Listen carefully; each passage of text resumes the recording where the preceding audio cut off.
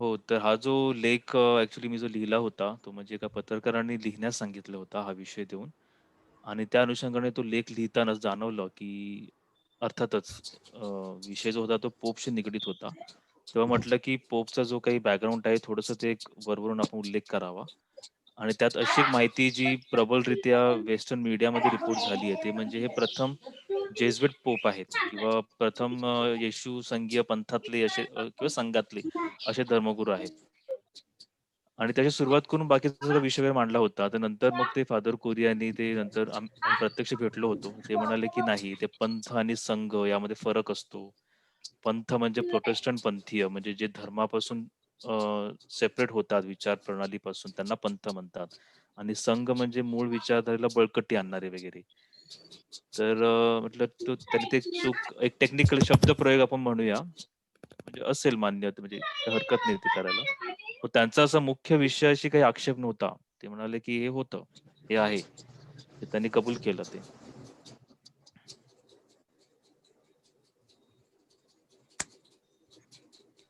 मुळात ॲक्चुअली काय झालं, की हा जो विषय जो होता ते एक असं नाविन्य असं, की जरी वरवरून पोपचं जे विधान होतं, ते जरी समलिंगी संबंधात जरी असलं, तरी सरफेसवरती, तरी अधिक खोलात गेल्यावर लक्षात येईल, की ते सुद्धा धर्मगुरूंनी जे लैंगिक शोषण केलेलं आहे लहान मुलांचं, त्याच्याशी निगडीत आहे. म्हणजे त्या समलिंगी या विधानाचा संबंध त्या प्रकरणाशी आहे.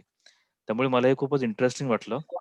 या विषयाच्या निमित्ताने अभ्यास करत असताना म्हटलं, की हे मांडावं कारण हे कोणी जास्त इथे कोणाच्या वाचनामध्ये येत नाही. कारण इंडियन मीडिया हे एवढं विस्तृतपणे रिपोर्ट करत नाही. आणि परत हे जे वेस्टर्न मीडिया जे आहेत, गार्डियन असेल किंवा वॉशिंग्टन पोस्ट वगैरे यांचे रिपोर्टर जे असतात, ते खास व्हॅटिकनमध्ये डिप्लॉयड असतात. त्यामुळे त्यांच्याकडे जी माहिती असते, ती फर्स्ट हँड माहिती असते. त्यामुळे असे काही लेख रेफर केले आणि तो लेख लिहिला. तो लेख ॲक्चुअली ज्या पत्रकारांनी मला लिहिण्यास सांगितला होता, त्यांनी त्याच्या नियतकालिकात प्रथम प्रकाशित केला होता, मुक्त संवाद नावाचा आणि ते म्हणजे मुख्यतः त्या नियतकालिकेचे जे प्रवर्तक आहे रवींद्र प्रधान, ते अमेरिका बेस्ड आहेत. त्यामुळे त्यांचा जो रीडर बेस तिकडेच आहे. परंतु विचार केला, की हे खाजगी वितरण आहे, तर मी त्यांना रिक्वेस्ट केली होती, की मला मला हा लेख म्हणजे खूपच अनायास चांगला झालाय आणि हा मला वाटतं जास्तीत जास्त लोकांनी वाचायला पाहिजे. तर कोणत्यातरी वृत्तपत्राला मी देऊन बघतो. त्यांनी परवानगी दिली आणि ते लोकसत्ताने त्यांना ते आवडलं आणि त्यांनी ते छापलं. त्यामुळे म्हणजे काय झालं, डॅनि की आपल्या डॅ वसई परिसरात डॅनियल वसई परिसरात तुझ्या म्हणजे हो. तुझ्या हा लेखातील बोला. मुद्द्याबद्दल आपल्या धर्मगुरूंची काय प्रतिक्रिया काय समजली का? हो, तेच मी सांगत होतो. प्रतिक्रिया म्हणजे फादर कोरिया जे आहेत, त्यांनी एक प्रतिक्रिया म्हणजे अगोदर आम्ही डिस्कस केलं होतं आणि तीच प्रतिक्रिया त्यांनी लिखित स्वरूपात पाठवली होती लोकसत्ता त्यांनी छापली आहे. तर ती प्रतिक्रिया म्हणजे टेक्निकॅलिटीज म्हणजे शब्दप्रयोग वगैरे, परंतु मुख्य जो विषय आहे, त्या संदर्भात त्यांनी काही म्हणजे हे केलं नाही. म्हणजे नाही हे काही पटलं नाही वगैरे असं काही त्यांनी म्हटलं नाही. कारण शेवटी जे काही लिहिलं होतं, सगळं प्रसंग लिहिले होते ना. म्हणजे मी फक्त जे प्रसंग बरोबर. हां, घडले ते होते पण प्रतिक्रिया कशामध्ये प्रसिद्ध झाली का? हो, हो. ते हा लोकसत्तामध्ये झालं होतं मागच्या रविवारी. एक अच्छा, नंतर आली होती. हो, व्हॉट्सअप हो. ग्रुपवर पण होती ना. हो, प्रतिक्रिया नंतर WhatsApp ग्रुपवरती ते पाठवली होती. थोडंसं हे होतं की अं, हे अच्छा. Catholic pope Catholic Christian Roman Catholic आणि हे ह्याच्यावर काहीतरी त्यांनी एकाने हे शब्द तुम्ही कसे वापरले असं तो काहीतरी. ते एडवर्डने वाद घातला होता तो. हा हो, हो, हो, हो. हां, अशा 1-2 संमिश्र प्रतिक्रिया आल्या होत्या. पण एकंदरीत मला सरप्राईज असं वाटलं, की आपल्या परिसरातून म्हणजे मुख्यतः वसई परिसरातून जे ख्रिस्ती बांधव आहेत त्यांच्या बऱ्याच प्रतिक्रिया आल्या, की हे आमच्या वाचनामध्ये आलं नव्हतं. म्हणजे सुरुवात करायची आमच्या घरापासूनच. म्हणजे माझे आई-वडील वगैरे, की त्यांना स्वतःला ही कल्पना नाही, की हे असं काही चाललंय. आणि मी कसं म्हणजे घटनाक्रम दिला आणि असं म्हणजे हवेत काही लिहिलं ओपिनियन माझी लिहिली नव्हती. जो काही घटनाक्रम घडला होता, त्या घटनाक्रम मांडला होता फक्त.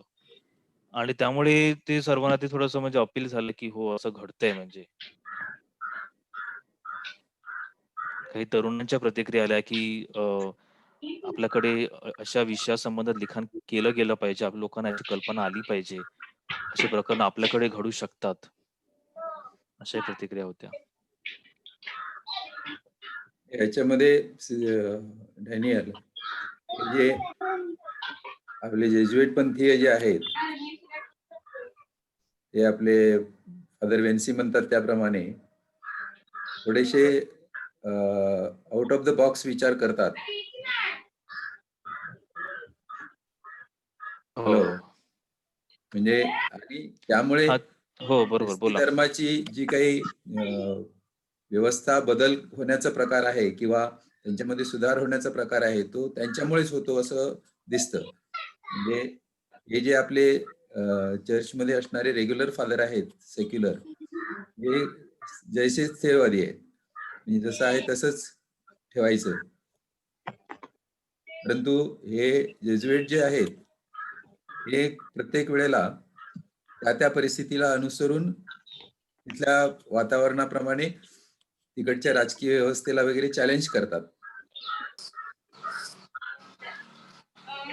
हो. आता हे फादर स्वामी वगैरे जे आहेत त्यांना जे अटक केलंय ते सुद्धा तिथे आदिवासीसाठी काम करणारे होते.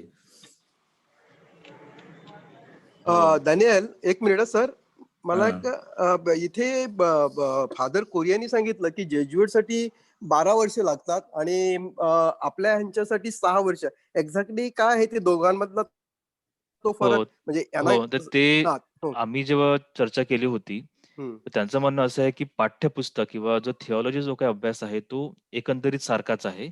परंतु हम्म. जेजुएटमध्ये काय होतं, की बाकीच्या ज्या काही गोष्टी आहेत, की तो अभ्यासक्रम प्रॅक्टिकल संपल्यानंतर म्हणजे हां, प्रॅक्टिकल लिखित स्वरूपाचा अभ्यास संपल्यानंतर पाठांतराचा वगैरे त्याच्यानंतर जे प्रॅक्टिकल जे असतं, ते जेजुएटचं बराच काळ असतं. म्हणजे ते एखाद्या एखाद्या उमेदवाराचा अभ्यासक्रम पूर्ण झाल्यानंतर त्याला 4 ते 5 वर्ष दुर्गम भागात पाठवतात आणि त्याला तिकडे ते वॉच करतात, की हा कसा वागतोय.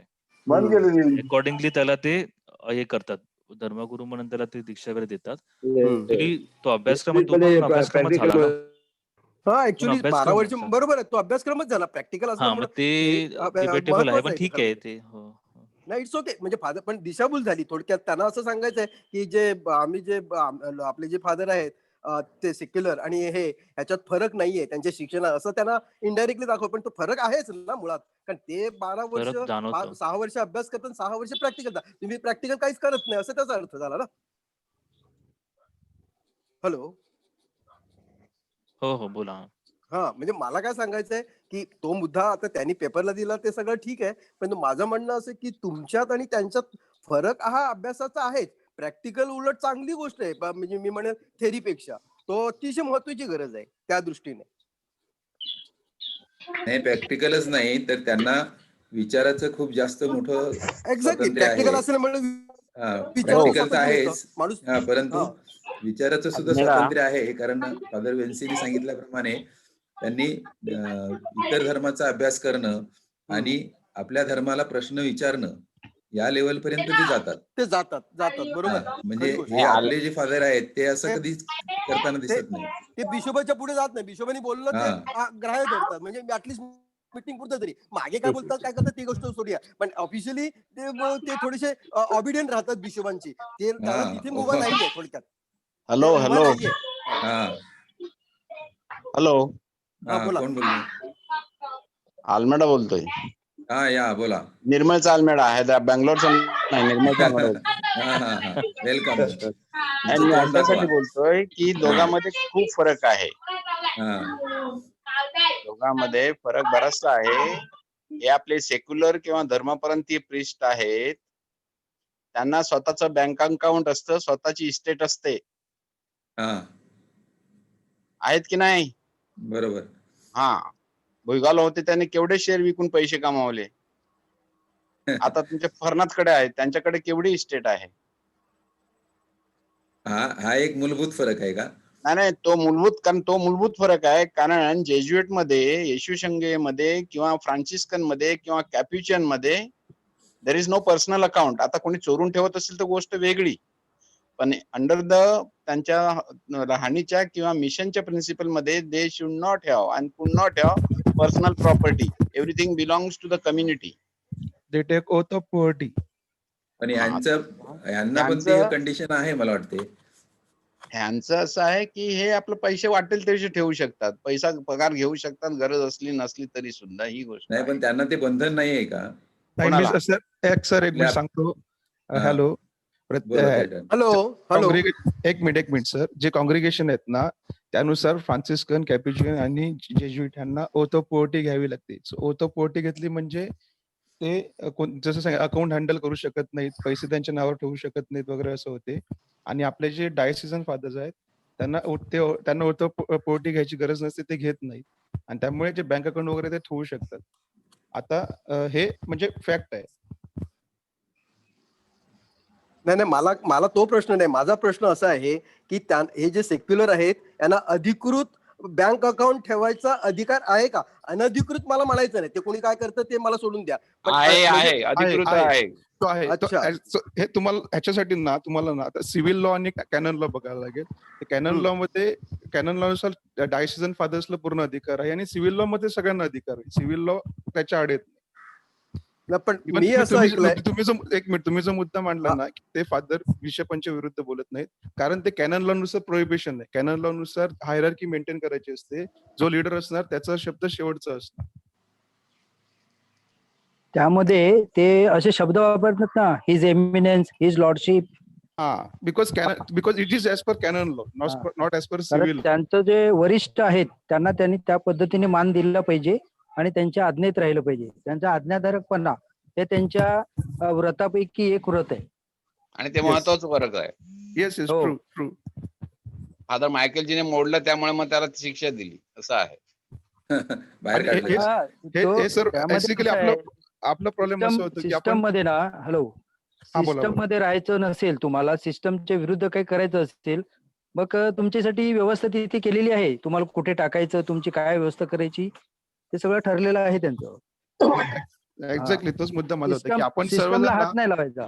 आपण आपला जो इंडियन लॉ आहे, सिव्हिल लॉ आहे, तो आपण सर्व बघत असतो आणि आपण त्या पद्धतीने विचार करतो. परंतु त्यांना तो लॉ ते हे न करता ते कॅनन लॉचा अभ्यास करतात. कॅनन Canon लॉचा law, बरोबर. अभ्यास असेल मग त्या पद्धतीने ते त्यांना वागावं लागते. आणि तो जर अभ्यास असेल तर मग आपल्याला ते नाही, गोष्टी पण हॅलो, लॉजिक. कॅनन लॉ जो आहे ना तो सगळ्यांसाठी आहे. तो काही विशिष्ट पंथासाठी किंवा यांच्या संघासाठी नाही आहे. कॅनन लॉ सगळ्यांसाठी आहे. यांचे जसे यांचं कॉन्ग्रिगेशन असेल त्याप्रमाणे यांचे नोवेल हा कॅनन बोला, लॉ बोला.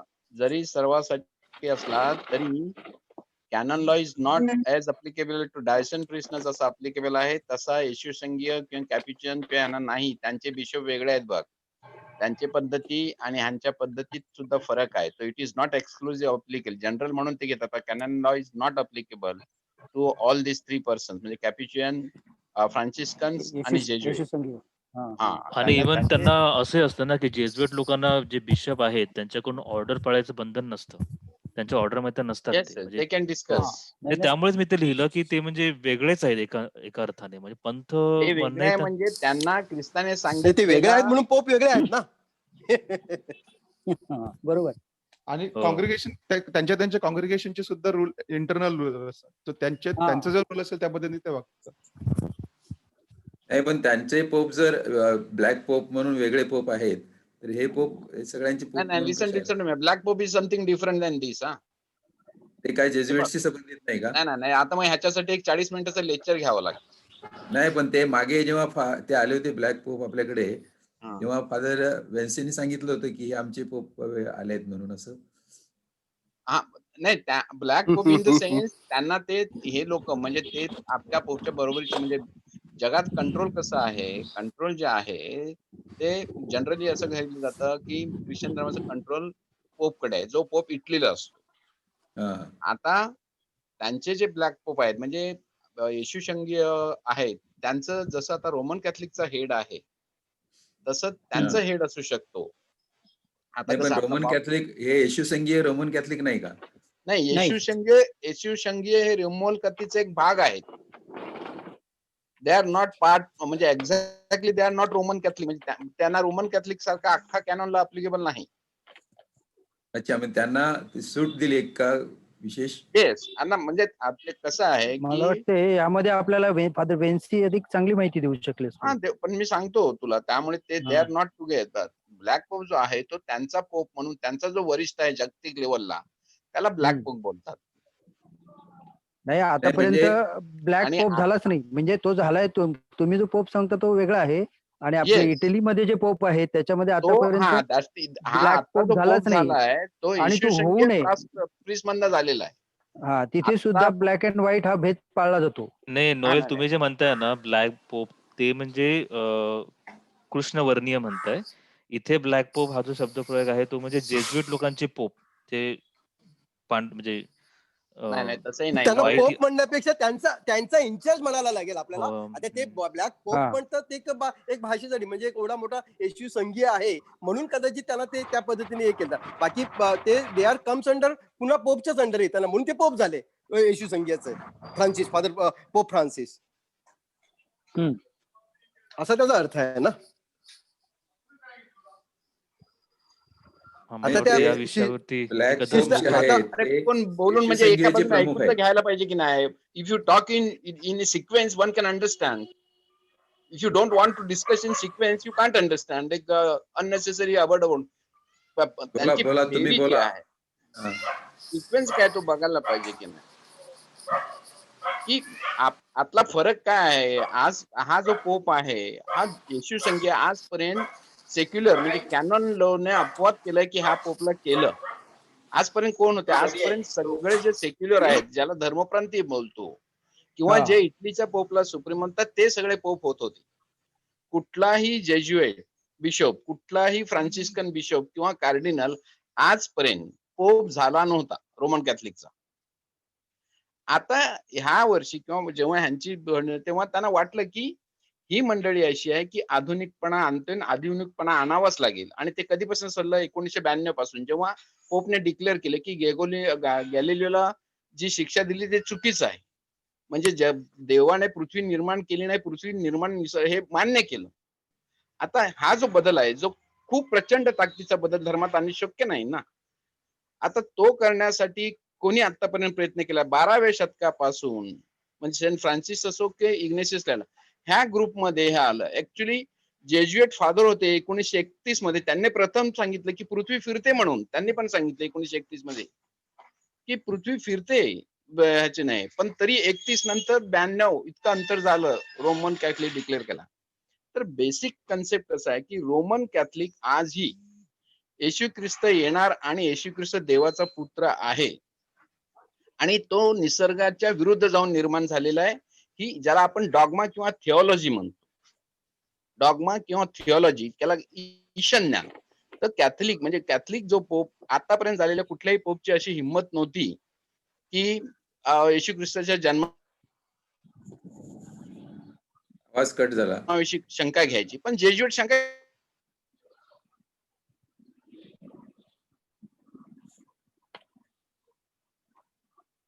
आवाज कट झालाय. ते म्यूट वर गेलेत मला वाटतं. चुकून म्यूट. Network issue.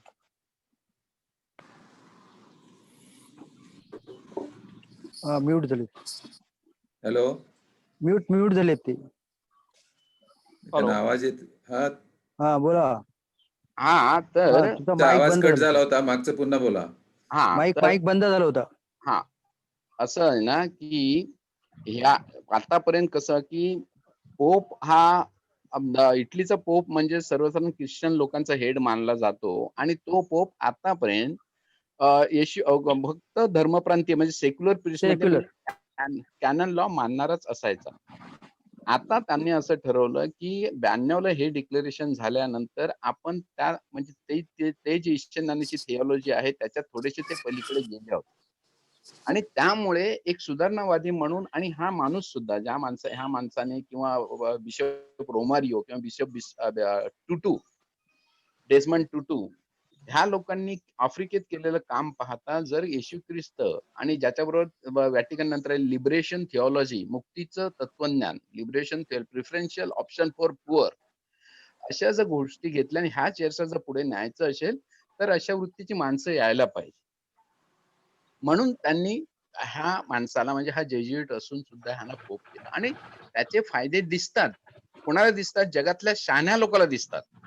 पण त्यांचा विश्वास असाच आहे की देवानेच निर्माण केलं, येशू ख्रिस्त पुन्हा येणार आहे, अशी म्हणणारी मंडळी अजून खूप आहे. तर ते अजून त्यांना विरोध करत आहेत. त्यामुळे ते खूप हळू चाललेलं आहे. तर ह्याच्यासाठी ह्या 3 धर्माचे म्हणजे एकूण तसे 34 पंथ आहेत. 34 पंथ आहेत. प्रोटेस्टंट आणि आपण मिळून. कोणाला पाहिजे असेल तर माझ्याकडे 2-3 पुस्तकं आहेत वाचायची असतील तर. पण ते एका तासात होणार नाहीये, की प्रत्येक पंथाचं कसं आहे. पण मेजॉरिटीने ओळखले जाणारे church of England, Protestant, Jesuit, Franciscan. मग मेथोडिस्ट आहेत, बॅप्टिस्ट आहेत. पण असे की ज्यांची लाखात किंवा कोटीत शंका असेल, जनता असेल. तर असं आहे ते. आता इथे डॅनियलने जो मुद्दा मांडला होता बोल. की ह्या पोपची निवड अपवादात्मक आहे, याला फादर कोरियानी त्यांनी आक्षेप घेतला की तसं नाही, ते नेहमीप्रमाणेच आहे. नाही तिथे दोघे बरोबर आहेत. डॅनियल पण बरोबर आहे. डॅनियल बरोबर आहे कारण आजपर्यंत जेजुएट प्रिस्ट झाला नव्हता. जेजुएट प्रिस्ट कोरिया बरोबर आहेत कारण बहुमताने झालेली आहे. म्हणजे हा, प्रोसेस नाही, ती बरोबर आहे, परंतु आलमेडा सर हा आलमेडा सर मला अतुल आलमेडाला एक प्रश्न विचारायचा आहे की फादर कोरियानी डॅनियलच्या ह्याच्यावरती एक प्रतिक्रिया दिली. बरोबर. एक प्रोटेस्टियन हा एक पंथ आहे, पण येशू संघीय हा आमचाच भाग आहे, तो काय बरोबर. वेगळा नाही रोमन कॅथलिकच्या, म्हणून ह्या सगळ्या गोष्टी घडतात. आता तुम्ही बरोबर नाही. आता त्यामुळे नाही, ऐकून घ्या ना साहेब, आमचं जरा थोडं ज्ञानात भर पडेल. तुमच्यासारख्या विद्वानांनी जर आमच्या ज्ञानात काही भर टाकली तर फार उत्तम होईल. आमचं सुद्धा एखादं चुकेल, आम्ही चुकू, आमचं ज्ञान अजिबात नाहीये बोला, तरी पण पुढे बोला. नाही बोलतो. पण मला असं सांगायचंय की कोरिया फादरांनी सांगितलं की तुम्ही आता 34 पंथ म्हणालात, मग आता त्याच्यात तुम्ही येशू संघीय जेजुड हा पंथ बोललात, म्हणून म्हटलं कन्फ्युजन होतं. ते जरा कन्फ्युजन दूर करा. हा, एक साहेब घरी जा आणि डिक्शनरी काढा आणि मराठीत संघ आणि पंथ आणि इंग्रजीत किती शब्द आहेत संघ आणि पंथ हे पहा. आणि वेळ नसेल तर माझ्याकडे संध्याकाळी 4:30ला या, मी तुम्हाला सांगतो. नाही, आता तुम्ही आहात, आता द्या ना डिक्शनरी काढा, हे करा, ज्ञानात भर टाका. एक गोष्ट भर टाका. पंथ म्हणजे काय? पंथाला प्रत्येकाला फेथ असतो. आता तुम्हाला फेथ म्हणजे काय ते सांगावं लागेल. सांगा ना बाबा, तुम्हाला जर वेळ नाही, असेल, आपल्या लोकांची हरकत नसेल, सांगा. त्याच्यासाठी नाही. तर पंथ हा फेथ असतो आणि संघ हे कसे असतात, फेथ वेगळे असले तर संघाचं मिशन किंवा संघ मेन फेथ पासून तो अलग असू शकतो. म्हणून पण तो फेथ जो आहे, ख्रिस्ती फेथ काय आहे, आपला धर्माचा तो तसं पाहिलं तर रोमन कॅथलिक हा धर्म नाही, हा पंथच आहे. कारण ह्या लोकांचा पंथाचा काय विश्वास आहे, थिओलॉजी काय आहे, तर ख्रिस्त देवाचा मुलगा आहे, एकुलता एक मुलगा आहे आणि तो जगाच्या कल्याणासाठी इथे आला आणि पुन्हा जगाचं कल्याण करण्यासाठी पुन्हा येणार आहे. हा ख्रिस्ती म्हणजे रोमन कॅथलिक फेथ आहे.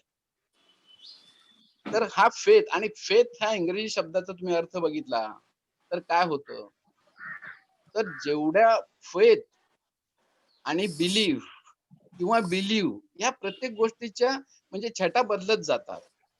पंथ हा फेथला धरून असतो कुठलाही, त्यामुळे पंथ. पण एकाच फेथ मध्ये अनेक संघ असू शकतात,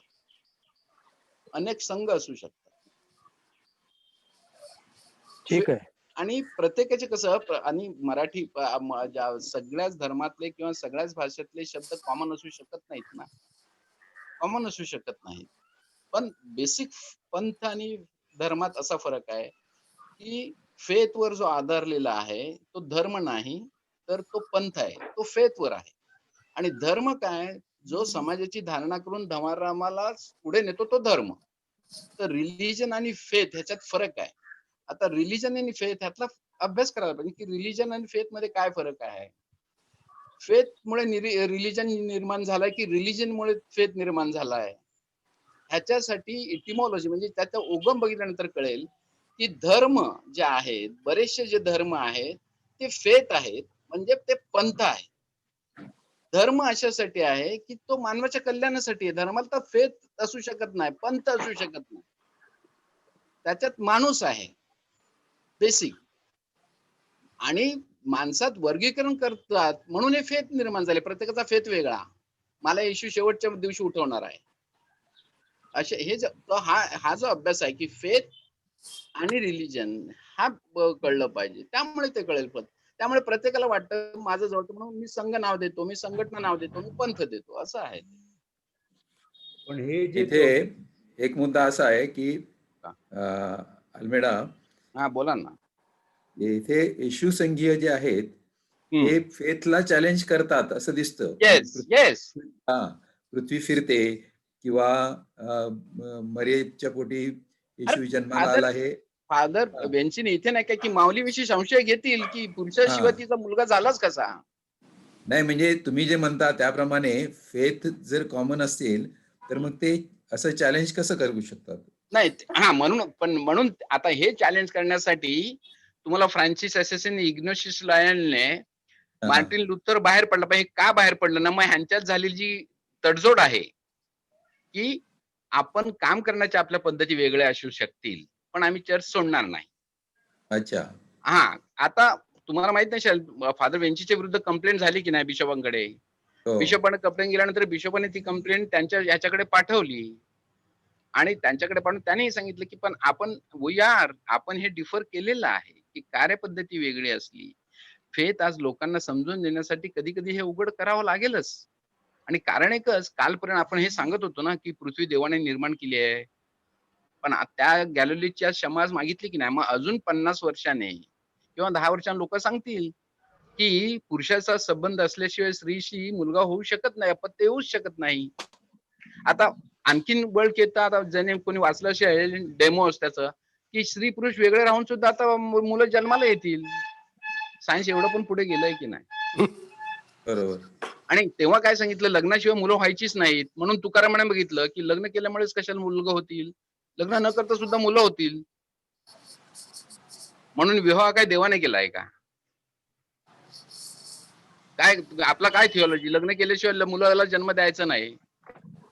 अरे हे काय लग्नावर अवलंबून आहे का? ही नैसर्गिक प्रक्रिया आहे. कुटुंब व्यवस्था आपण निर्माण केली आहे. हा, हे कसं आहे म्हणजे एका क्षणात नाही, त्याच्यासाठी थोडंसं वाचलं पाहिजे. आपण ज्याच्यात चर्चा करतो, आपण थोडंसं ज्ञान, मी स्वतः अन्यानी होतो ना, मी स्वतः किती, अजून मला काही लोक सांगतात ना की तू इतक्या चर्चला येणार कसं चर्चे विरुद्ध गेलो. मी विरुद्ध गेलो नाही, पण मी समजून घेतो धर्म काय, फेथ काय, पंथ काय, आणि मग मनाला पटतं तसं वागतो. आपण काय 2 दगडीवर ठेवतो, तिथे पण दगडावर पाय ठेवतो, फादर सांगतो ते पण बरोबर, आणि मला कळत नाही म्हणून कोण सांगतात ते पण. मला काय कळावं म्हणून ना, विवेक कधी येतो, विवेकासाठी थोडासा अभ्यास करायला पाहिजे की नाही. हाच फरक आहे, तो विवेकातला फरक हाच आहे. हळूहळू होईल ना साहेब. आता तुम्ही एवढं मुक्तपणे लोकांना एवढं सांगता, एवढी 5-25 लोक आपण एकत्र झालेले आहेत. तुम्ही थोडं पेशन्स घ्या, बरोबर होऊन जाईल. मला वाटते अजून 25 वर्षांनी, 50 वर्षांनी तुमच्यासारखी माणसं निर्माण होतील. घाबरू नका. आम्हाला विश्वास आहे म्हणून आम्ही अजून सोडलं नाही. हा, म्हणूनच सांगतो ना, आणि विश्वासाने घेतो आम्ही. तुम्ही घाबरण्यापेक्षा आपण नाही अल्मेडा सर, मला बोलू दे जरा 2 मिनिटं. अतुल साहेबांनी थोडस, मला वाटते जे लोक आहेत ना, तुमच्या बोलण्याने दुसरी लोक प्रश्न विचारायला घाबरतात.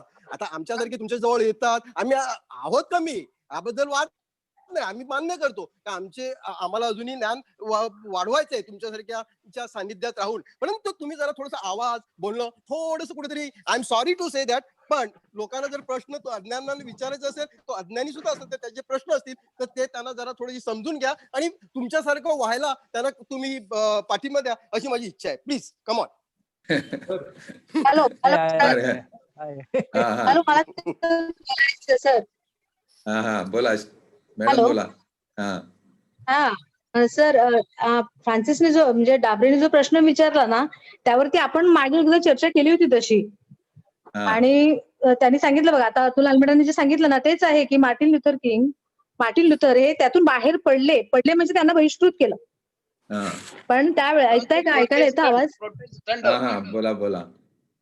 हॅलो. हा, तर प्रोटेस्टंट हा पंथ नुसतं एक नाही. ज्या वेळेला ही प्रचंड मोठी चळवळ उभी राहिली, धार्मिक चळवळ, त्यावेळेला नुसतं प्रोटेस्टंट नाही, त्यानंतर म्हणजे आपण म्हणतो ना की एक तवा असा तुटल्यानंतर त्याची शक्ल उडतात, तसे अनेक पंथ झाले. पण त्यामध्ये इग्नाशियस लॉयोला ह्यांनी रोमन कॅथलिक मध्येच राहून, म्हणजे एक वेगळा संघ त्यांनी स्थापन केला आणि त्यामध्येच राहून त्यांनी आपल्या ख्रिस्ती धर्माला सेवेचं अधिष्ठान दिलं. म्हणजे त्याआधी आपल्या चर्चच्या शाळा, हॉस्पिटल्स किंवा अशा सेवाभावी संस्था नव्हत्या. चर्च म्हणजे बरोबर. फक्त धार्मिक कार्य करणारच होतं. आज हा. आपण हे जे स्वरूप पाहतो ते स्वरूप देण्याचं काम हे इग्निशियस लॉयल यांनी केलेलं आहे. म्हणजे आपण जर ख्रिस्तानी जे सेवेचे दाखले दिलेले आहेत ते प्रत्यक्षात जर आणले तर आपलं रोमन कॅथलिक हा जो धर्म आहे किंवा आपला हा भाग तो टिकून राहील. आणि हा टिकून राहण्यासाठी हे सेवेचं अधिष्ठान हे जेज्युइट तर्फे म्हणजे इग्निशियस लॉयलने हे काम सुरू केलेलं आहे. आणि म्हणून ते रोमन कॅथलिक मधलेच आहेत. त्यातून बाहेर पडण्यापेक्षा आपण ह्यातून काही बदल करायचे. आणि विशेष म्हणजे त्यावेळेला ही जी चळवळ उभी राहिली त्या चळवळीमध्ये हे म्हणजे शास्त्रज्ञ किंवा हे जे काही संशोधक होते गॅलिलिओ, कोपर्निकसला वगैरे ह्यांना जो काही प्रचंड त्रास दिला गेला तर त्यातून गॅलिलिओला आता माफ केलं कधी 1992 मध्ये पोप जॉन पॉल दुसरे यांनी माफ केलं. म्हणजे माफीनामा पूर्णपणे झालेला नव्हता तसं बघितलं तर. पण हे सत्य आहे. आणि आता आपण म्हणतो ना काहींना फादरांचे किंवा काही चर्च मधले काही गोष्टी पटत नाही तरी पण जायचं आपण. तो जातो हा जातो म्हणून मी पण जातो. नाही फादरचं ऐकलं पाहिजे कारण सगळे जातात ना. मग अशी परिस्थिती त्यावेळेला इग्निशियस लॉयलने त्यातून बाहेर न पडता आपण वेगळं काहीतरी करून ख्रिस्ताच्या सेवेचं जे काही कार्य आहे ते आपण ह्या दृष्टीने जर पुढे नेलं तर आपला धर्म पण टिकून राहील आणि ख्रिस्ताचं कार्य खरोखर आपण करतोय ह्याचं एक समाधान मिळेल. म्हणून हा एक संघ जो आहे तो रोमन कॅथलिक मधलाच आहे. बरोबर. गुड. म्हणजे म्हणतो त्याचं श्रेय बाहेर पडणाऱ्या इतरला पण द्यायला पाहिजे. हा त्याने जर धक्का दिला त्याचा परिणाम म्हणून हा. यांनी ही भूमिका घेतली. हो, तेव्हा जी काही वैचारिक घुसळण झाली आणि त्यामुळेच कुठेतरी मला वाटतं इग्नेशियस ऑफ लोयोला यांनी तो विचार केला असेल की आपण असा एक हा. संघ काढावा. बरं, हे जे 34 पंथ आहेत त्या 34 पंथापैकी पोप जे आहेत रोमन कॅथलिकचे प्रमुख म्हणून तर त्यांची ऑथॉरिटी हे 34 पंथ नसतील मानत. मग त्यांचे प्रत्येकाचे वेगवेगळे जागतिक धर्मगुरू असतील का? आहेत ना. चर्च ऑफ इंग्लंड आहे, अमेरिकेत आहेत, त्यांचे वेगळे वेगळे आहेत ना. Okay okay. बरोबर. ते पोपचा अधिकार मानत नाहीत. नाही, चर्च ऑफ इंग्लंड पोपचा अधिकार पहिली ती पण दुसरी ठिकाणी ना. चौथ्या चारच्या लग्नाच्या वेळी त्याला लग्न करायचं पोप म्हणतो दुसरं लग्न करू शकत नाही. हा, मग तिथून ते चर्च ऑफ इंग्लंड वेगळं झालं. झालं की नाही. हा, चर्च ऑफ आयर्लंड त्यांनी स्थापन केलं होतं तेव्हा. हा, तर त्यामुळे म्हणजे ह्याच्यात कसं आपल्याला थोडंसं हिस्ट्री बघितलं ना तर कळेल की हे कसे पंथ उदयास आले, कारण काय घडली. आपल्याकडे पण ह्याच्यात शंकराचार्यांचे ऑथॉरिटीला शह द्यायला कोल्हापूरचे शंकराचे म्हणजे त्यांनी निर्माण केलं शाहू आहेत ना. पण श्याम, त्यामुळे आपल्याकडे 4 आहेत की नाही शंकराचार्य. नाही, पण ती जे मूळ जे शंकराचार्य आहेत त्यांना शह द्यायला शाहू महाराजांनी एक वेगळी शंकराचार्यांची गादी निर्माण केली, करवीरची. पण आज भारतामध्ये किती शंकराचार्य आहेत? नाही, पण हे 4ही शंकराचार्य जे आहेत ते एकमत आहेत का? नाही. मग त्यांची ऑथॉरिटी वेगवेगळी आहे. मग त्यामुळे तुम्हाला मागे नाशिकच्या ह्याच्यावर त्यांनी टीका केली होती दक्षिण मधल्या या लोकांनी की साधूने नांगडं होऊन राहतं हे कुठल्या हिंदू धर्माने शिकवलंय. अच्छा. मग म्हणजे एकापर्यंत बरंच आहे. म्हणजे एकमेकांवर टीका करून नक्की काय आपण आपल्या स्वतःच्या धर्माचा अभ्यास करत नाहीत, आणखी 4 शंकराचार्याचा अभ्यास कुठे करत बसणार. पण जनरल नाही, पण कुलकर्णी सर, माझी शंका अशी आहे की हे जी 4 शंकराचार्य ती पीठ एकाच शंकराचार्यांनी स्थापन केली असं म्हटलं जातं ना. आदी शंकराचार्यांनी. हा, आदी शंकराचार्य जे होते 7व्या शतकात. हा, मग त्यांचं हे बघ, पहिल्यांदा त्या शंकराचार्यांचे उठून केलं अतिशय विद्वान माणूस की गौतम बुद्धाला बाहेर काढलं पाहिजे इथून, चारवाक थांबवला पाहिजे, म्हणून ह्यांनी ती लढाई 7व्या शतकात केली. बरोबर. हा हा. गौतम बुद्धाला हद्दपार करण्याचं काम आदी शंकराचार्यांनी केलं. येस, बरोबर. In 7th century. हा, मग आदी शंकराचार्यांनी जी पीठ स्थापन केली पण ते परस्पर त्यांच्यामध्ये सामंजस्य असलं पाहिजे. काय असेल की नाही मी तेवढं काही त्यांचं ते बघितलेलं नाही, पण त्यानंतर 4 पीठ झाली ती जशी. मग सर, अतुल सर, चार्वाक आणि कपिल वगैरे जे होते ते गौतम बुद्धानंतरचे होते ना? नाही, गौतम बुद्ध अगोदर. चार्वाक वॉज द फर्स्ट, म्हणजे गौतम बुद्धाच्याही अगोदर. त्याच्या आधीचे होते ते इसवी सन पूर्व काळातले. तू तसं म्हटलं ना तर चार्वाक आणि सॅक्रोटिस हो. ते समकालीन असतील. हा, समकालीन आहेत त्यांच्यात का? थोडाफार फरक, म्हणजे चार्वाक सॉक्रेटिसच्याही थोडासा अगोदर. अच्छा. सॉक्रेटिस आणि गौतम बुद्ध कंटेम्पररी आहेत जवळजवळ. गौतम बुद्ध इसवी सन पूर्व मला वाटतं 4 शतक अगोदर ना, 5 हा, शतक. 400 ते 500 साडेचार. वर्षापूर्वी. हा, 500 वर्षात. आणि महावीर पण त्याच कालखंडातले आहेत. येस, महावीर आणि गौतम बुद्ध एकाच वेळी एकाच समकालीन आहेत. कालखंडातले. हो. जसं आगरकर आणि टिळक. हा हा, बरोबर. आता महावीराने सुद्धा त्यांच्या धर्मामध्ये देव आणि आत्मा वगैरे ही भूमिका नाही मान्य आहे. केलेली नाहीत. नाही, दोघांनीही. हा, ऍक्च्युली तसं म्हणजे इतिहासात असं सांगतात की महावीराने अतिशय म्हणजे एवढं हे केलं अहिंसा अहिंसा की माणसाला जगणं शक्य नव्हतं. मग गौतम बुद्धाने त्यांतून थोडंसं म्हणून त्याला ते इतिहास मध्यमा प्रतिपदा, की एका ठिकाणा हे लोक खूप नाच गाऊन करतात तर दुसऱ्या ठिकाणी काहीच करायचं नाही, मग काहीतरी केलं पाहिजे म्हणून गौतम बुद्धाने त्याच्यात की असं करून मध्यमा प्रतिपदा म्हणून तुम्ही आपलं ती कुठली आपली भाषा आहे ना त्यातून आपले ते पाली. मॅनेजर्स सरांनी अभ्यास केलेली ती भाषा आहे ना त्याच्यात पाली पाली भाषा. पाली भाषा. नाही, पालीच्याही पलीकडची जी गौतम बुद्धाच्या तर त्याच्यात त्याने ते दिलंय थोडस हिस्ट्री मध्ये. अच्छा. पाली भाषा त्यांनी मुद्दाम घेतली नंतर. Exactly. बरोबर. त्यामुळे गुड. तर ते लोकांच्या मनावर गारूड राहतंय ह्याला कारण जे डॉक्टर नरेंद्र दाभोळकर सांगतात, स्वामी विवेकानंद सांगतात किंवा फादर विन्सी सांगतात तेच की लोक विचार करायला तयार नाहीत. मी करतो ते बरोबर आहे का चूक आहे. एकदा त्याने विचार करायला सुरुवात केली ना, मी करतो ते बरोबर आहे का चूक, का तो झाला विवेकी. बस मी एवढंच. तर कसं आहे, हा शेकडो वर्षाचा प्रवाह आहे आणि शेकडो नाही, विचार हजारो. करणं त्यामुळे पटकन प्रवाहाच्या विरुद्ध जाणं हे विचार करणं सुद्धा कठीण अशी कठीण आहे. परिस्थिती नाहीतर त्याचा येते. कोंबडा आणि गेला म्हणून त्याच्यातून समजा. आपण करतोय विचार, ते पण काही कमी नाहीये, खूप चांगलं आहे ते. नाही, त्याच्यातूनच काहीतरी होईल. नाही, आता आता लोक विचार करायला लागले, प्रश्न विचारायला लागले, ही सुरुवात चांगली आहे. चांगली आहे नक्कीच. हॅलो, अतुल आलमेडा. हा, हॅलो. मला यामध्ये एक आपल्या या पोपने एक धाडसी स्टेटमेंट केली होती ऑक्टोबर 14 हा. 2014 साली की देव हा काही जादूगार नाही की जादूची कांडी फिरवली आणि जगाची निर्मिती झाली. तर बरोबर हे बायबलच्या स्टेटमेंट त्याने म्हणजे फार धाडसी स्टेटमेंट केलं होतं. बरोबर केलं होतं. पण त्याचा नाही, हे- आपल्या याच्या म्हणजे ख्रिस्ती समाजावर काय परिणाम झालेला दिसत नाही. नाही, पण ते त्यांना तसंच ठेवायचं आहे ना. ते आहे ते काय तुम्ही कारण हे बदललं बघ कुठे? त्याला तिथे विरोध करणारे आहेत ना, त्यामुळे तिथे त्याला विरोध करणारे ह्या अशा जादूच्या कांडीमुळे तिथे विरोध करणारे मंडळी आपण जर तिथे राहो तशा आहेत की ह्याला काय कळत नाही. तिकडे विरोध झाला असेल बोलले. मार्शल तिकडे- अंकल, त्याचं आणखीन एक कारण म्हणजे पोप जे काही विधानं करतात ती इथपर्यंत पोहोचतच नाहीत. आता जे काही इंग्रजी वृत्तपत्र वाचत असेल त्यांची गोष्ट वेगळी आहे, परंतु चर्च मधून किंवा इथल्या टाइम्स ऑफ स्थानिक इंडियाला धर्मगुरूंच्या हेडिंग आलं होतं ते. हो हो डॅनियल तर इथले जे स्थानिक धर्मगुरू जे आहेत त्यांच्या डॅनियल प्रवचनामध्ये या टाइम्स ऑफ इंडियाच्या हेडिंगला आलं होतं. हो नाही असेल, पण इथे ते म्हणजे इथले जे स्थानिक धर्मगुरू जे आहेत त्यांच्या प्रवचनात ते कधीच वक्तव्य येत नाहीत. नाही ते ते विरोधातलं आहे ना, डॅनियल, विरोधातलं आहे. हे जे आहे सगळी सिस्टीम जी आहे ती जैसे ते वादी आहे. पोप जरी काही सांगत असले तिथून, जसं राजीव गांधी सांगायचे की 1 रुपया आम्ही खर्च केला तर 15 पैसे सामान्य लोकांपर्यंत पोहोचतात.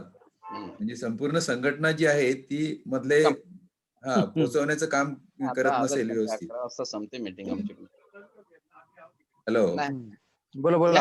हो तर बोला. ही संघटना जी आहे पोपची खालची ती वर्षानुवर्ष त्याच पद्धतीने काम करते. पोपने सांगितलेलं आपण माध्यमातून आपल्यापर्यंत पोहोचतो, इंग्रजी माध्यम असो किंवा वर्तमानपत्र असो, परंतु आपले जे फादर आहेत चर्च मधले त्यांच्यापर्यंत पोपच्या थ्रू जे प्रॉपर चॅनलने यायला पाहिजे ते येत नसेल कदाचित. आलं तरी आपल्यापर्यंत येणार नाही सर ते. नाही, ते जर मार्शल आलं अंकलने ना- सांगितलं ना की असं का बदल होत नाही इकडे खालच्या लेवलला, तर ते प्रॉपर चॅनलने यायला पाहिजे ते येत नसेल कदाचित, कारण मधली जी यंत्रणा आहे ही सगळी यंत्रणा जुन्या पठडीतलीच आहे की नाही. Right right. आल्मेडा सर, बरोबर बरोबर. ते- मी जाण्या अगोदर मी सांगतो फक्त, हा म्हणजे जे इथे बरीचशी मंडळी आहे जी सुवार्ता वाचत असेल, बरोबर, हा अधिकृत. अधिकृत, तर सुवार्तामध्ये पोपने जे आता अलीकडे पत्र काढलंय, बंधू जन्हो फ्रेटिलिटी, हा. त्याच्यावर बिशोपाने मागच्या सुवार्तेत पण लिहिलं. अर्थात तुम्ही सांगाल तू सुवार्ता वाचत नाही, तुझ्याकडे कशी आली, पण मला कोणीतरी बिशोपाने सांगितलं का मी लिहिले ते वाच, आणि त्याने ओरिजिनल इंग्रजी सुद्धा मला पाठवलं, जे पोपकडनं 94 पानाचं आहे ते. तर मी बिशोपाने लिहिलेलं, त्यानंतर सुवार्तेच्या संपादकाने लिहिलेलं नोवेल हा बोला. तुझ्यासारख्याने तुझ्याकडे असणार ते वाच, आणि त्याच्यावर मी लिहिलंय. आता ते कोण पब्लिश करणार ना मला माहिती नाही. हा, मी लिहिलंय तो आर्टिकल 1-2 दिवसात, म्हणजे खूप मोठा झालाय, कारण तो 94 पानाचा बिशोपने. कसा फरक असू शकतो दृष्टिकोनात, अच्छा. पोप काय सांगतो आणि आपले बिशप किंवा आपले फादर काय सांगतात. हा. तर मी देईन त्याच्यात ते आर्टिकल तयार 1-2 दिवसात तयार होईल, मग मी टाकीन कुठे. अर्थात मी बिशप साहेबांना स्वतः सांगणार आहे की तुम्ही मला पाठवलं होतं, तुम्ही लिहिलंय, आणि तेच पोपचं परिपत्रक मी लिहिलंय. हे तुम्ही वाचा, वाटलं तर सुवार्तेत छापा, नाही तर दुसरं कोणतरी छापेल. पण कारण त्यांनी मला स्वतःहून सांगितलं की आल्मेडा मी ते लिहितोय, तुला पाठवतो, आणि मी ते सगळं इंग्रजीत वाचत, खरोखर खूप चांगलं आहे. Permit me to leave now because I have somebody. जाण्या अगोदर आलमेडा सर, तुला आलमेडा साहेब, संजय बोलतो. हॅलो. नाही सर म्हणतात, म्हणजे आपण ज्या विषयावर चर्चा करतो, ही चर्चा जर कुठे सुवार्तेमध्ये किंवा कुठे जर लिहायची म्हटलं, म्हणजे हे जे विचार, चर्चा म्हणण्यापेक्षा विचार, तर हे विचारच मुळात एक्सेप्टेबल नाही आहेत ना लोकांना, किंवा चर्च चालवणारी जी यंत्रणा आहे त्यांना. त्यामुळे आल्मेडा सर मुद्दा जो सांगत होते की पोपनी किंवा जे सांगितलेले ते विचार, ती जी हे यंत्रणेपर्यंत पोहोचत नाही. यंत्रणेपर्यंत पोहोचतं सगळं, परंतु फादर ते आपल्यापर्यंत पोहोचत नाही, कारण आपल्यापर्यंत ह्या सगळ्या सत्य गोष्टी जर पोहोचल्या तर हे सगळं जे काय, ही जी दुकानं आहे ती बंद होतील, ही भीती आहे ना त्यांना. बरोबर बरोबर. लक्षात ना, अगदी हे बरोबर. सत्य हे आहे ह्यामधलं. सो आपण म्हणजे आपण असं हळूहळू अशा पद्धतीचं जे काही चर्चा, त्याच्यातनं जी काही डेव्हलपमेंट होईल, जी पण मंडळी आपल्या विचाराशी हे जुळून घेऊ शकतील, त्या पलीकडे खूप मोठा बदल आपण अभिप्रेत नाही करू शकत ह्या सगळ्या सिस्टम मध्ये. जी सिस्टम, ज्या पद्धतीची सिस्टम चर्च राबवतंय ती बघितल्यानंतर, बरोबर ना? हे सगळीकडे असंच असते, आपल्याला माहित असतं. जो त्या सिस्टम मध्ये राहतो त्याला सिस्टमच्या विरुद्ध बोलता येत नाही, आणि जर तो बोलला तर सिस्टम एवढी स्ट्रॉंग असते की त्याचे Exactly. परिणाम ते लगेच दिसून येतात, आणि त्या माणसावर त्याचा परिणाम होतो. हे नाही, आणि सगळीकडे असंच धार्मिक घडतं. याच्यात मध्ये तर प्रचंड स्वैराचार, ह्या सिस्टम मध्ये प्रचंड स्वैराचार पोकाळलेला दिसतो आजच्या आल्मेडा जगामध्ये. सर, हा बोला. आल्मेडा सर, हा हा हॅलो बोला हा बोला बोला. हा हॅलो. हॅलो. बोला. आल्मेडा सर, मी तुम्हाला कधी म्हणजे 5-7च माझे तुमचे, हॅलो, हा, मी हो ऐकू हो येतो का? ऐकतोय, बोला. हॅलो, येतो आवाज, येतो का माझा? हा हा आवाज येतोय. बोला बोला. ताबरे, तुमचा हॅलो. आवाज येतो, बोला, कंटिन्यू बोला. हा हा, ठीक आहे. मी काय म्हणतो, आल्मेडा सरांना कधी हा बोलता बोलता कधी अत्यंत अर्जंट असं काय काम निघालंय असं कधी म्हणे, पण आपल्या डोंट माइंड, पण आपल्या अतुल सरांना कुठल्याही मीटिंग मध्ये असो, मी 7-8-10 ठिकाणी कुठेतरी गेलो तर त्यांना प्रत्येक वेळेला कुठे ना कुठे काय असतं, म्हणजे एवढं बिझी पण माणसामध्ये कसं काय येतो, मला ते जरा जाणून घ्यायचं होतं. नाही नाही, हा एक वैयक्तिक प्रश्न विचारला तुम्ही. वैयक्तिक नाही, असं मला जाणून घ्यायचं, म्हणजे माणूस येतो कसं नाही, भारी काय. प्रश्न आहे हा. त्याचं स्पष्टीकरण सांगतो तुम्हाला मी. भारी बोला, प्रश्न बोला, आहे बोला. ते आता मी सेवानिवृत्त आहे, रिटायर्ड आहे, आणि त्यामुळे मला दुसरं काही काम लागण्याची शक्यता कमी आहे, फक्त नॅचरल कॉल काय असलं तर. परंतु त्यांच्याकडे कोर्टामध्ये ते प्रॅक्टिस करतात, म्हणजे ते अच्छा. प्रॅक्टिसिंग लॉयर आहेत, आणि त्यामुळे त्यांना वेगवेगळ्या ठिकाणाहून त्यांचे जे क्लायंट्स असतात त्याचे फोन येऊ शकतात, कोणी अच्छा. भेटायला येऊ शकतं. त्यामुळे त्यांचं सोशल ते कमिटमेंट आहे. हा कमिटमेंट आहे त्यांची. आणि आता त्यांनी सांगितलं की पोपचं जे परिपत्रक आहे ते त्यांनी बिशपनी त्यांच्याकडे पाठवलं, आणि त्याच्यावर त्यांनी प्रतिक्रिया दिली. म्हणजे ह्या गोष्टी आहेत, त्यामुळे ते आपण एक्सेप्शन समजू शकतो. नाही ऍक्सेप्ट करायला काय हरकत नाही. ते केलं नाही केलं तरी ते करणारच आहेत, त्यामुळे प्रश्नच येत नाहीये. नाही, आणि त्यांच्याशी तुम्ही जो आर्ग्युमेंट करताना ते कोर्टामध्ये वकील असल्यामुळे त्यांना ती हा. विशिष्ट पद्धतीने बोलण्याची, आवाज वाढवण्याची वगैरे नॅचरली सवय आहे. त्यामुळे हा. तुम्ही ते तेवढं स्वभाव काही स्वभाव मनावर झाला. घेऊ नका. नाही सर व्यक्तिशः मला मनावर घ्यायची काही इच्छा नाही, पण अतुल साहेबांचं ज्ञान वगैरे भरपूर आहे, परंतु ज्या पद्धतीने ते प्रेझेंट करतात तर समोरचा माणूस दुसरा जो आता त्या हे काय सगळे वकीलच नाही इकडेच आहे ना, इकडे सगळे सामान्य माणसं आहेत, मग त्याला तो भीती वाटते ना साहेबांना. हा. त्यांच्या मनात काही प्रश्न असतील ते प्रश्नच विचारत नाहीये, फक्त अतुल साहेब बोलतात आणि निघून जातात, असं होतं ना. ते मला त्याबद्दल हा, बोलायचं होतं. पण नाही, मला बरोबर काय आहे सांगितलं तुमचं. शिक्षण हे वाघिणीचे दूध आहे. नाही, तुमच्यासारखे आहेत प्रश्न विचारणारे, हा, म्हणून हे चांगलं आहे. चांगली गोष्ट आहे, काय वाईट नाही. आता त्यामुळे फरक पण पडेल ना. हा, आणि आता आपण आपल्या विषयाकडे पुन्हा वळू. तर हा. आता ही जी सिस्टीम आहे, आता बोला चला. संजयने सांगितलं तसं सिस्टीम जी आहे, ती सिस्टीम जोपर्यंत आहे तोपर्यंत, आता समजा आपल्या सिस्टीम मधले फादर आहेत, त्यांच्यापैकी काहीकांना वाटत असेल की हे चुकतंय काहीतरी, परंतु त्यांना दोन बाजूने बंधन आहेत. एक काय, त्यांचा पोटापाण्याचा प्रश्न आहे, म्हणजे हम्म. तिथे राहणं आवश्यक आहे त्यांच्यासाठी, कारण समाज हो त्यांना हो. डायरेक्ट बाहेर पडल्यावर स्वीकारेल असं नाही ना. आणि दुसरी गोष्ट, त्यांना ते आज्ञाभंगाचं सुद्धा बंधन आहे, हो म्हणजे आज्ञा बरोबर. पण पाळली पाहिजे. हम्म. आणि इथे समाज स्वीकारायला पण तयार नाही, म्हणजे त्याची प्रतिष्ठा जी आहे ती पण त्याच्यावर अवलंबून आहे सगळी. तर त्यामुळे ते- बहुतेक सगळ्या सिस्टीम, म्हणजे धार्मिक संस्था ज्या आहेत त्या पराकोटीच्या बंदिस्त आहेत, परंतु राजकीय सुद्धा या गोष्टीचे अवलंब करतात, म्हणजे आपल्या बरोबर बरोबर. घरातील माणूस बाहेर फुटू नये, त्याच्यावर हम्म. बंधन राहावं म्हणून वेगवेगळ्या पद्धतीने त्याच्यावर बंधनं आणतात. प्रत्यक्षात खरा धर्म जर अनुसरायचा असेल तर तो येशू ख्रिस्ताने जी सुरुवात केली, किंवा त्याने तेव्हा सांगितलं की सगळी कर्मकांड बंद करा, या सगळ्या कर्मकांडातून बाहेर पडाल तुम्ही, तेव्हाच खरा धर्म तुम्हाला आचरणात आणता येईल. आणि त्याच्यावर एक आचार्य रजनीशाचं मी एक व्हिडिओ टाकला होता आपल्या विवेक मंचवर. तर त्यांनी काय म्हटलंय की निर्भय होणं हे खरं धार्मिक होण्याचं पहिलं प्राथमिक लक्षण आहे. म्हणजे निर्भय म्हणजे कसं, तर एक माणूस असा म्हणे, स्वामी निर्भय होण्यासाठी लोकांना सांगत होता, तर त्याच्याकडे दुसरा एक माणूस गेला आणि तो म्हणतो मला पण शिकायचंय तुमच्याकडून, म्हणजे खरा धार्मिक होण्याचं. तर तो म्हणतो ठीक आहे, तू थांब इकडे. आणि त्याने काय केलं, त्याची परीक्षा बघण्यासाठी तिथे त्याची जी कुटी होती तिथे मागच्या बाजूला जंगल होतं, तिथून जंगलातून वाघाचा एकदम डरकाळी ऐकू आली. त्याबरोबर तो नवीन गेलेला माणूस घाबरला आणि उठून पळायला लागला. तेव्हा त्यांनी सांगितलं की बघ, निर्भय होणं हे महत्वाचं आहे, आणि आता हे वाघाची डरकाळी ऐकून तू पळायला लागलास ना, ही भीती आहे तुझ्या मनामध्ये, ही भीती नाहीशी झाली पाहिजे. तर त्यावर आचार्य रजनीश काय म्हणतात की ही जी भीती आहे, वाघ येणार आणि आपल्याला खाणार, ही भीती जी आहे ही नैसर्गिक भीती आहे, आणि या भीतीला आपण नैसर्गिकपणे रिस्पॉन्स देतो, हे स्वाभाविक आहे.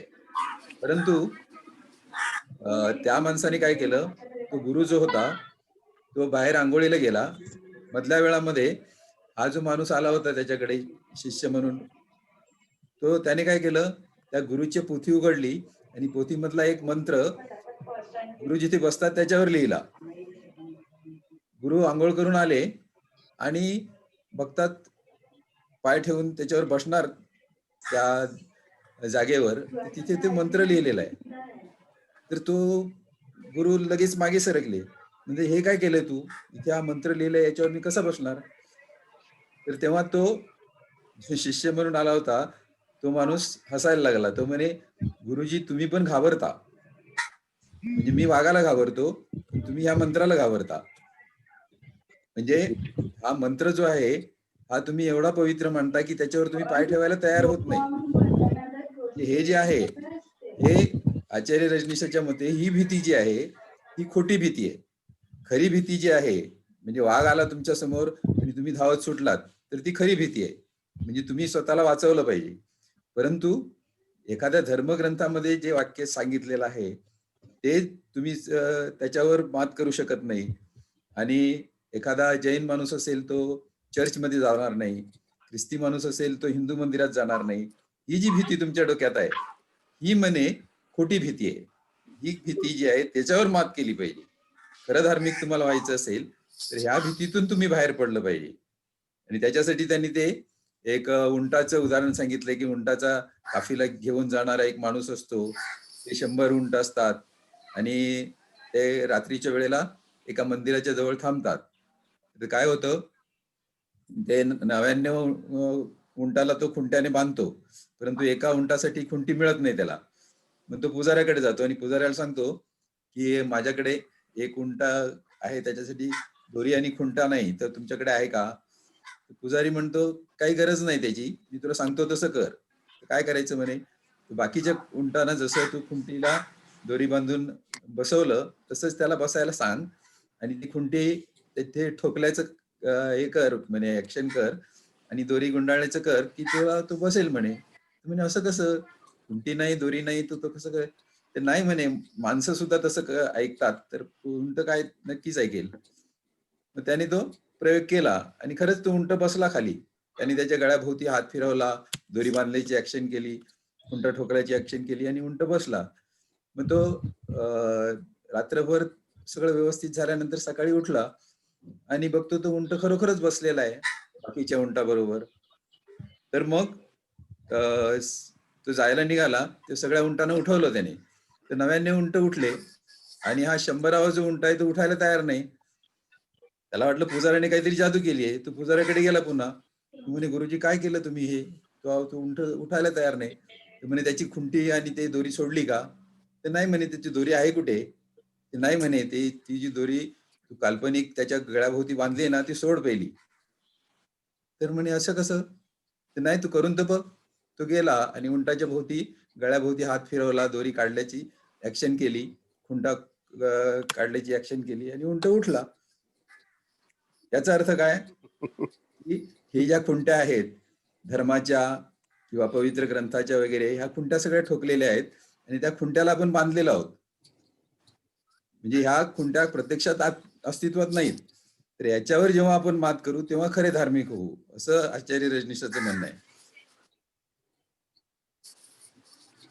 छान मस्त उदाहरण दिला. फार सर फार एकदम सुंदर उदाहरण. अति उत्कृष्ट. हा. म्हणजे सर असणं हे फार वेगळी गोष्ट आहे थोडक्यात.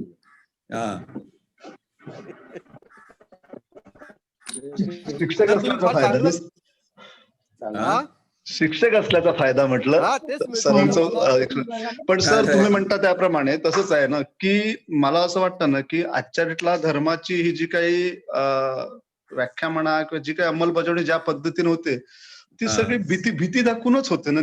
हो. ते प्रत्येकाला भीती दाखवली जाते की तुम्ही असं नाही केलं तर तसं होईल, तसं नाही केलं तर तसं होईल. आणि ह्याची सुरुवात धर्माधिकाऱ्यांकडनंच असं नाही, म्हणजे धर्माधिकाऱ्यांकडनं ते आपल्याला सगळं आपल्या कुटुंब व्यवस्थेला पण ते सगळं दिलेलं आहे. त्यामुळे हो. कुटुंबातले लोक पण ना, आपण जर धर्माच्या विरोधात असं नाही म्हणता येणार, जे योग्य आहे ते जरी बोलायचा प्रयत्न केला तरी बेसिकली आपल्याला कुटुंबातनच ह्या सगळ्या गोष्टीला पाठिंबा मिळत नाही. बरोबर. लक्षात ना, म्हणजे एवढा प्रभाव कुटुंबावर सर आहे. सर हा. हा. हॅलो बोला. हॅलो हा बोला. बोला हॅलो. बोला. हा. तर माझा आवाज येतो? हा येतो, तर बोला. काय असतं माहिती हा का? येतो येतो. मला याच्यातनं एक गोष्ट अशी हा मला काय म्हणायचंय की काय असतं माहिती का, की साधारण आपण 25, 30, 40 अशी जे वय असतं ना तेव्हा थोडंसं आपलं आई वडील हे सगळं असतं. आपल्याला लग्न करायचं, चर्चमध्ये जायचं असतं, मुलांचं लग्न, ह्या सगळ्या गोष्टीचं रूढी परंपरा तुम्ही किती बोललात काही बोललात तर ते आहेच. आता काय झालंय, आता समजा माझ्यासारखा माणूस आहे तर मला काही करायचंच नाहीये, मग मी थोडा मुक्त आणखी काय याच्यापेक्षा जास्त मुक्त विचाराने फिरू होऊ शकतो. ह्या गोष्टी इनिशियल स्टेजला येणं फार महत्वाची गोष्ट आहे आणि त्या दृष्टिकोनात प्रयत्न झाले पाहिजेत. हल्ली काय झालं माहिती का, आता आपण धार्मिक हे जे काही सगळ्यांना कळतं की फादर, आता आमच्याकडे 5-6 वर्षापूर्वी फादर होते, ते तुम्ही जर पैसे चर्चला नाही दिले तर तुमचं सोकाट होईल, अशा भाषेत डायरेक्ट भाषा म्हणजे शुद्ध भाषेत म्हणजे तुम्ही तुमची मुलं मरतील, तुमचे हे मरतील, अशा भाषेत बोलले गेले.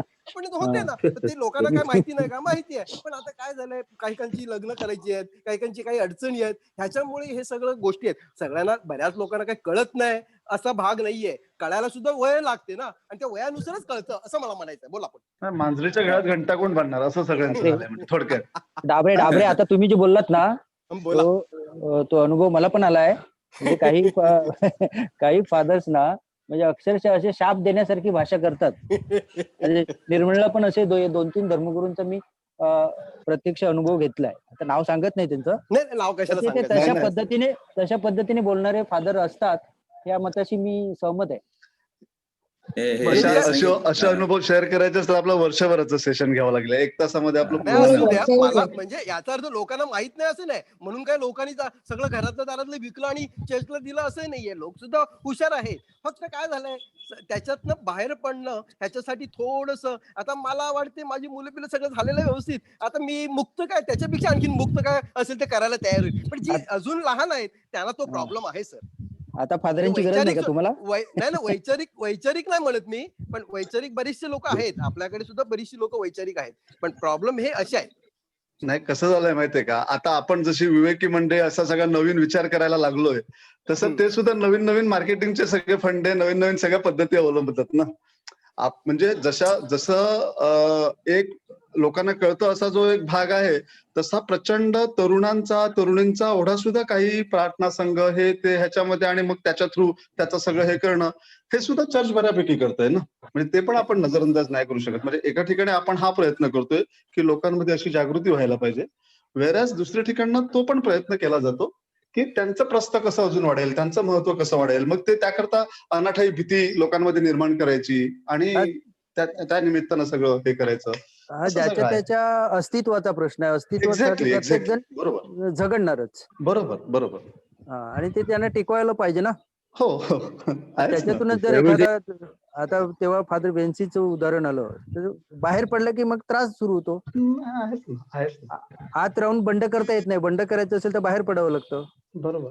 आणि बाहेरच्या जगामध्ये स्थान नाही मिळालं तर त्या माणसाचं अस्तित्व संपते. स्थान मिळतच नाही ना. पण सर, स्थान मिळतं कुठं अशा लोकांना? किती बंडखोर लोकांना बंड यशस्वी झाले आणि सगळं फार क्वचित होतं अशा गोष्टी. काय बंडखोरांचा बळी गेला. कारण प्रस्थापित एवढे प्रचंड हे झालेले आहेत की त्यामुळे बंडखोर नाही टिकत तिथे. हो, बरोबर आहे. बरोबर. प्रस्थापित पुढे आपलं काय चालत नाही चालत. अहो, आपल्या कुटुंबात नाही चालत आपल्या अशा सगळ्या गोष्टी. मी सांगतो ना, माझं स्वतःचं मत त्याच्यावरच आहे ना, की कुटुंबापासून आपण सुरुवात केली तर आपण बघा सगळेजण नाही आहे याच्यावर एकमत सख्या कुटुंबाचं करू शकत. तर एवढी मोठी समाज स्वतःहून बायकोला समजावू शकत नाही. ती सांगते की एवढे लाखो लोक खोटं का? नाही, आपण आपल्या पुरताच अनेक विचार. वर्षाचा जो पगडा आहे तो असा जुगारून देता नाही येत. कुटुंबातील लोक नाही जुगारून देणार पटकन. आजच्या चर्चेमध्ये हे जे आपण ख्रिश्चन धर्मातले पंथ आणि असे आपण सुरुवात केली होती, तर ख्रिश्चन धर्मातच नाही तर जगात मुस्लिम धर्मात पण अनेक पंथ आहेत. आणि त्याच्यात म्हणजे, आणि त्या पंथामध्ये पण खूप वाद असतात. हो. तर आता पहिलं म्हणजे असे पंथ असणं चांगले की वाईट, म्हणजे दोघांच्या दृष्टीने, धर्माच्या दृष्टीने आणि मानव समाजाच्या दृष्टीने, मानव जातीच्या दृष्टीने, हा पण एक विचार आहे. कारण पंथ कसा निर्माण होतो इथून सुरुवात आहे. पहिलं तर म्हणजे त्या मूळ धर्मामध्ये काही स्वतंत्र विचार करणारे लोक असू शकतात. ते स्वतंत्र विचार करणारे लोक आपल्या विचारानुसार त्या मूळ धर्माला सहाय्यभूत करणारा किंवा थोडासा वेगळा विचार करून एक पंथ निर्माण करतात. ते फॉलोअर क्रिएट करतात. त्यांच्यात तेवढी ताकद असते की त्यांच्यामध्ये ते स्वतःचे फॉलोअर्स क्रिएट करतात आणि एक पंथ निर्माण करतात, ते विचार करतात. आणि दुसरं म्हणजे हे पंथ परत तसेच म्हणजे अस्तित्वात राहतात. त्याच्यामध्ये एक आणखी बाब असू शकते की सामाजिक गरज, की त्या एरिया, ज्या एरियामध्ये हा पंथ जास्त फोफावला त्या एरियामध्ये तिथल्या समाजाची काहीतरी वेगळी गरज होती का, की त्या गरजेतून त्यांनी मूळ धर्मापासून वेगळा असा पंथाला पाठिंबा देऊन ते एकत्र आले. ह्या गोष्टीचं पण म्हणजे आपण जर अगदी डीप खोलात विचार करायला गेलो तर ह्याही गोष्टीचा विचार आपण केला तर अनेक गोष्टी बाहेर येतील. नक्कीच. हे आता याचा आपल्या चर्चेचा समारोप करताना आता कुलकर्णी सरांनी सांगितलं तसं हे पंथ किंवा नवीन नवीन विचारसरणी आणि त्याच्यातून एकत्र येणं, आता आपण सुद्धा विवेक मंचच्या निमित्ताने एकत्र येतो, तर एक वेगळा तो विचार आहे आपला आणि त्यामध्ये सगळे काही लोक एकत्र यावेत आणि त्यांनी विचार करावा असं आपल्याला वाटतं. आता संजयने सांगितलं तसं या सिस्टीमला आपण बदलू शकत नाही किंवा आपल्या कुटुंबातच आपण सर्वांना पटवून देऊ शकत नाही, तर बाकी संपूर्ण सिस्टीम कशी बदलणार? तर गणेश देवी म्हणून जे विचारवंत आहेत, राष्ट्र सेवा दलाचे अध्यक्ष आहेत, त्यांनी अशी एक मांडणी केली आहे. त्यांचं म्हणणं असं आहे की आता मी जसं आचार्य रजनीशांचं सांगितलं की पहिलं म्हणजे निर्भय होणं. आपल्या प्रत्येकाच्या पातळीवर आपण निर्भय झालं पाहिजे. मग तो किती वर्षाचा लहान मुलगा असेल किंवा वयस्क माणूस असेल. आता फ्रान्सिसने सांगितलं तसं रिटायर झालंय म्हणून मला आता काही करता येऊ शकतं. तर असं न करता आपण असा विचार करू की तो लहान मुलगा असेल, मोठा माणूस असेल, तरुण असेल, प्रत्येकाने त्याच्या पातळीवर स्वतंत्र आणि निर्भय असलं पाहिजे. म्हणजे जर समजा तुम्ही स्वतः निर्भय असाल, स्वतंत्र असाल, तर तुमच्या समोर कोणत्याही प्रकारचा माणूस आला तर त्याला तुम्ही एक वेळ पटवून देऊ शकणार नाही, परंतु तुम्ही तुमच्या पातळीवर विशिष्ट पद्धतीने वागण्याचं बंधन तुमच्यावर येत नाही. आणि आलं, जरी समजा तुम्ही चर्चमध्ये गेलात, तुम्ही प्रार्थना मंदिरात गेलात, तुम्ही भजन कीर्तनात सामील झालात, तरी तुम्हाला हे स्पष्टपणे माहीत असलं पाहिजे की हे खुंटी आहे ही. याला कोणीतरी आपल्याला बंधनात ठेवण्यासाठी तयार केलेलं आहे. आणि त्यामुळे तुमच्या मनावरचं ते बंधन नाहीसं झालं की आपोआपच तुम्ही मुक्त होता. म्हणजे खरा मोक्ष जो आहे तो हा आहे की तुम्ही ह्या सगळ्या बंधनातून मुक्त होणं. म्हणजे ही बंधनं संसारात राहून देखील तुम्ही त्याच्यातून मुक्त होऊ शकता. त्याच्यासाठी जंगलात जायचं किंवा संन्यास घ्यायची गरज नाहीये. आणि जे संन्यास घेतात किंवा जंगलात जातात किंवा फादर होतात किंवा धर्मगुरू होतात, त्यांच्यावर ही बंधनं स्वतःहून त्यांनी लादलेली असतात. ते मुक्त नसतात खरे. तर खरं मुक्त होणं म्हणजे ह्या भयातून आणि ह्या सगळ्या खुंट्यापासून आपल्याला स्वतःला मुक्त करून घेणं. मी स्वतःला जेव्हा मुक्त करून घेता, त्यावेळेला मग दुसऱ्यांचा प्रभाव जो आहे, तो तुमच्यावर परिणाम करू शकत नाही. म्हणजे विवेकानंदांनी म्हटलं होतं की सगळे जे नियम, सगळे धर्म जे आहेत, ते आपण स्वतःवर लादून घेतलेले आहेत. आपण समजा स्वतःला ठरवलं की आपण मुक्त आहोत, तर मग कोणी आपल्यावर कोणतंही बंधन आणू शकत नाही. म्हणजे गुलामगिरी जी आहे ती आपल्या मनातून सुरू होते. एखादा माणूस गुलामगिरीत का राहतो? तर त्याला जी भीती असते मरणाची, आपल्याला बहिष्कृत केलं जाण्याची वगैरे, या भीतीपायी तो गुलामगिरीत राहतो. आणि त्याची मनातली भीती जर नाहीशी झाली, तर ही गुलामगिरी टिकू शकत नाही. त्यामुळे आपण आपल्यापासून सुरुवात केली. आपण वैयक्तिक लेव्हलला की मी रिटायर्ड आहे म्हणूनच नव्हे, तर कोणत्याही पातळीवर मी असलो तरी मी मुक्त राहीन. म्हणजे ते मोजेसचं उदाहरण बघू आपण की त्याला विवेकवादी म्हणून चिडवतात सगळे तिथे. तर तर ते म्हणतात विवेकवादी आहे मी, मला मान्य आहे असं. अशा प्रकारे आपल्याला सिस्टीम जरी बदलता आली नाही तरी आपल्या स्वतःला आपण बदलू शकतो.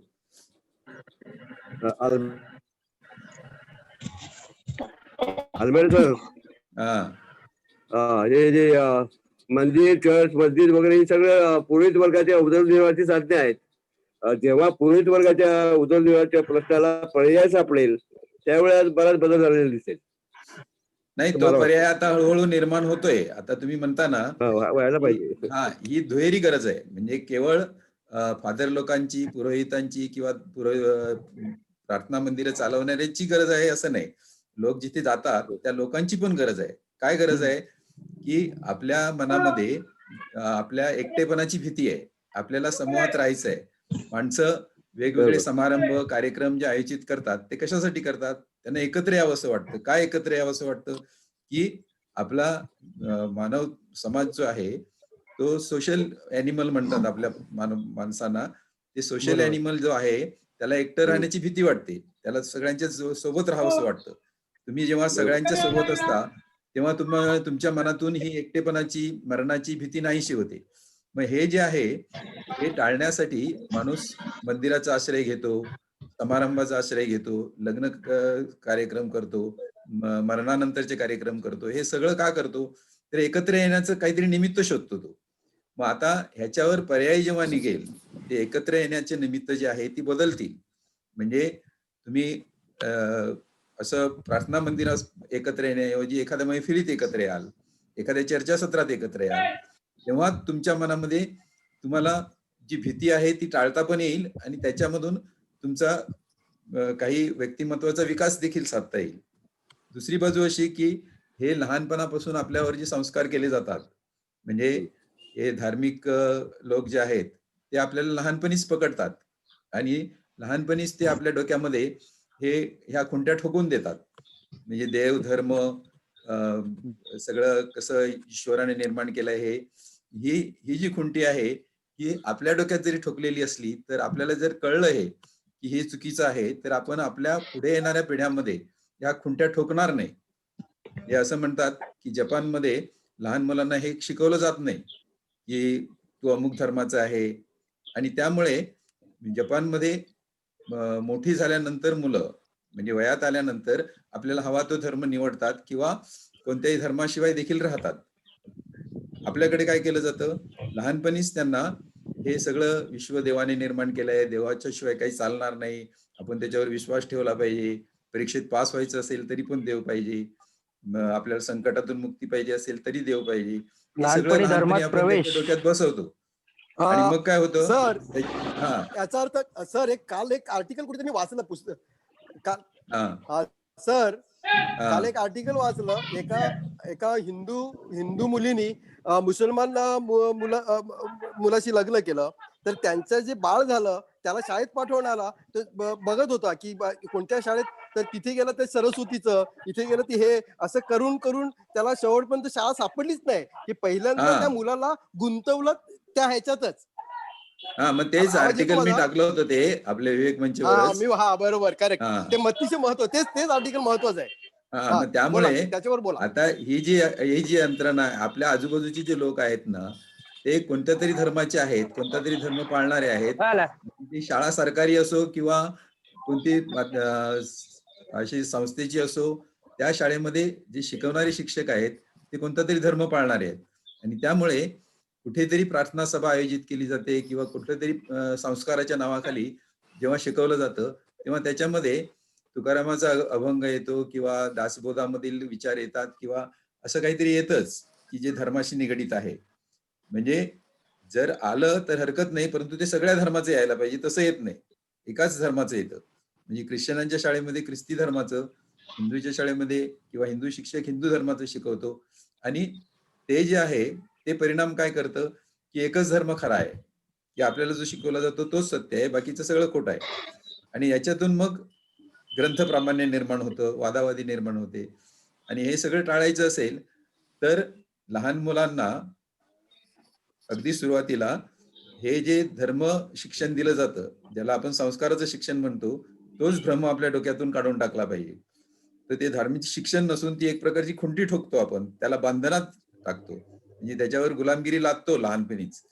तर त्या गुलामगिरीतून मुक्त करायचं असेल तर त्यांना सुरुवातीला स्वतंत्र विचार कसा करायचा ह्याचं शिक्षण देणं महत्वाचं आहे. आलमेडा सर, अशा हा. प्रकारची शाळा तुम्ही म्हणताय ना, काल ते तुमचं जे आर्टिकल होतं तशा प्रकारचे शाळेचे प्रयोग महाराष्ट्रभर देशभर पण चालू आहेत. पुण्याला हो. काही प्रयोग आहेत आणि असा प्रयोग एक जवळ 20-22 वर्षापूर्वी आम्ही स्वतः आपल्या माहिती आहे याच्यावरती मला, ते केला. तुझ्या हो, पण त्याला नाही भावाने अपेक्षित असा केला होता. प्रतिसाद नाही मिळत ना. म्हणजे शेवटी म्हणतात ना, नैराश्यच येतं ना.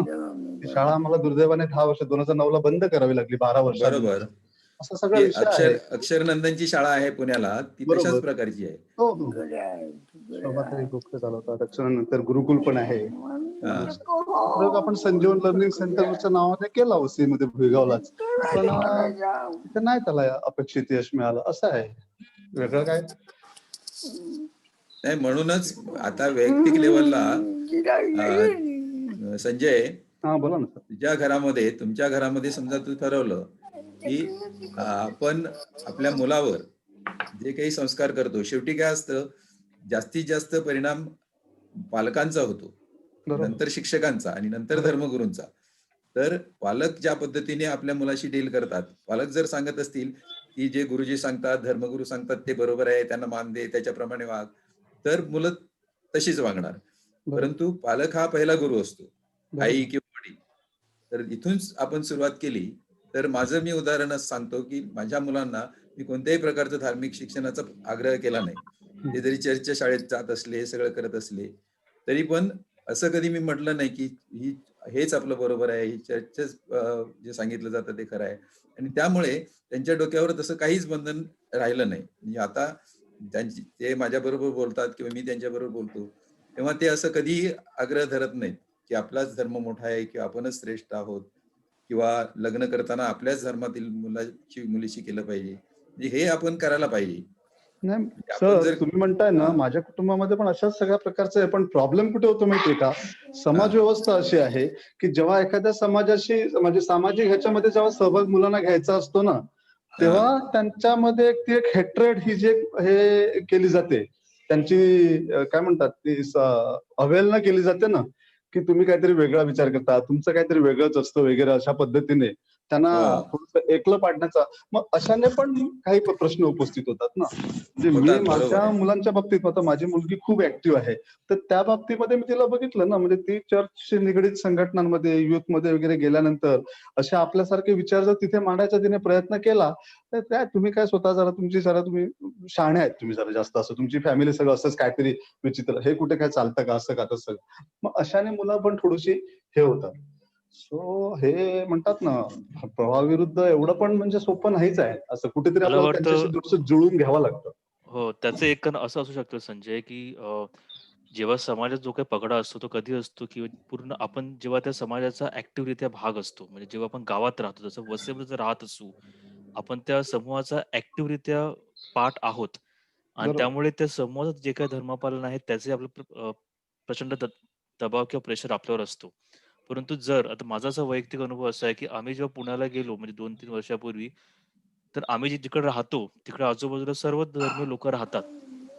आणि म्हणजे साऊथ इंडियन आहेत, हिंदू, मुसलमान सर्वच धर्माचे.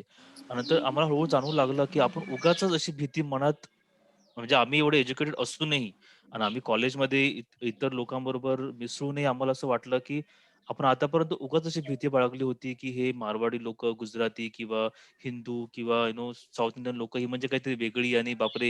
ही लोकं म्हणजे अँगरशन त्यांगरशन असं बोलतो ना, इकडचे तिकडचे. तर असे काही बरोबर. विभाग नसते. सगळी सगळी माणसंच आहेत. त्यांची सुख-दुःख आपल्यासारखीच आहेत. आणि आम्हाला म्हणजे खूपच ते कॉस्मोपॉलिटन वाटलं. की नंतर जाणवलं की शहरात जेव्हा तुम्ही जाता, तेव्हा थोडेसे ते प्रगत किंवा त्यामुळे थोडेसे ते विचार थोडेसे आणखी लिबरल होतात. की तुम्ही तुमच्या समाजापासून लांब आलेले असता. त्यामुळे ते प्रेशरही जाणवत नाही तुम्हाला.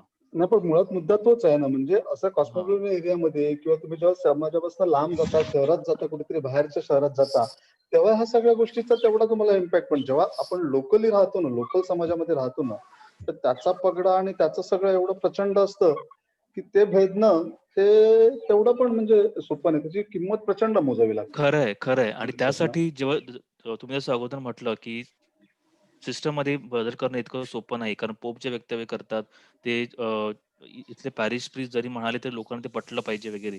त्यासाठीच जर असं आपण सेपरेटरित्या असे काही विचार काही लिखाणातून वगैरे लोकांसमोर येत राहिले, तर कालांतराने 1 वर्षाने, 5 वर्षाने, 10 वर्षाने, 15 वर्षाने लोकच असा विचार करू लागतील आणि एक्झॅक्टली, लोकच त्यांच्या स्थानिक धर्मगुरूंना सांगतील, की नाही तुम्ही हे असे बदल करा.